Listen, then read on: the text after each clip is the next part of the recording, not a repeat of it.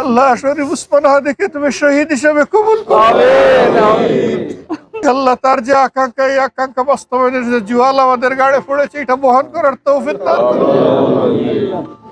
আল্লাহ তার ছোট বোন, আল্লাহ তার আপনজন, তার অবসন্তান, তার সদ্য বিধবা কুচি মেয়েটা, তার স্ত্রী, আল্লাহ এই আল্লাহ সে যখন গুলিবিদ্ধ হয় তার পাশে থাকা ভাই, আল্লাহ তার উপর আপন ভাই বোন, আপনজন, প্রিয়জন সবাইকে তুমি সাকিনা এনায়েত করো।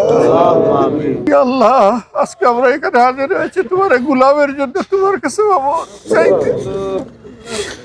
আল্লাহ আমাদের অন্তরের কি আরজ, কি নিবেদন তুমি জানো। তুমি আলিম বিজাতিস সুদূর। ইয়া রাব্বুল আলামিন, আমাদের ভাইটাকে তুমি ক্ষমা করে দাও। আল্লাহ শরীফ উসমান হাদিকে তুমি শহীদ হিসেবে কবুল করো। আল্লাহ তার কবরটাকে তোমার জান্নাতের নূর দিয়ে প্লাবিত করে দাও। রব্বুল আলামিন, তার কবরের সাথে মাবুদ জান্নাতের একখানা জানালা খুলে দাও।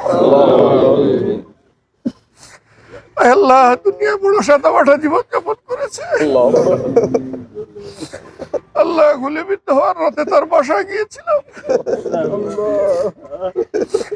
আল্লাহ এই পর্যায়ের একটা মানুষ এত সহজ সরল জীবন যাপন করে না। আল্লাহ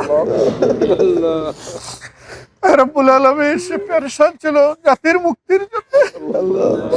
আল্লাহ তুমি তাকে মুক্তি দিয়ে দাও। আল্লাহ তার যে আকাঙ্ক্ষা, এই আকাঙ্ক্ষা বাস্তবায়নের যে জুয়াল আমাদের গাড়ে পড়েছে, এটা বহন করার তৌফিক দান করো। আল্লাহ এই জাতির পূর্ণ আজাদের জন্য তাদের লড়াই ছিল। আল্লাহ আমাদের যুবকদের কলগুলা, কলিজাগুলাকে তুমি মাবুদ যৌবনের শক্তি দিয়ে পরিপূর্ণ করে দাও। আল্লাহ ইমানের শক্তিতে বলিয়ান করে দাও। আল্লাহ দেশপ্রেম দিয়ে ভর্তি করে দাও। আল্লাহ দেশকে, জাতিকে, মানুষকে, তোমার সৃষ্টিকে ভালোবাসার শক্তি আমাদেরকে দান করো। আল্লাহ তার মা আজকে বিছানায় পড়ে গেছে। আল্লাহ তোমার বান্দাকে তুমি শান্তি দাও। আল্লাহ তুমি সাকিনা এনায়েত করো।